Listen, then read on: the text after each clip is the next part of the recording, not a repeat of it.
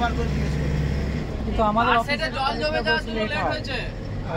কারশেডে জল জমে গিয়ে ওখানে প্রচুর বৃষ্টি হয়েছে না, ওই জন্যই গাড়িগুলো সব লেটে লেটে চলছে।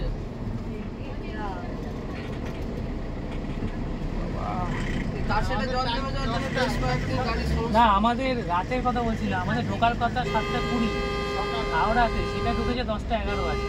হ্যাঁ, কারশেডে সমস্যার জন্যই এরকম হচ্ছে, কদিন ধরেই গাড়ি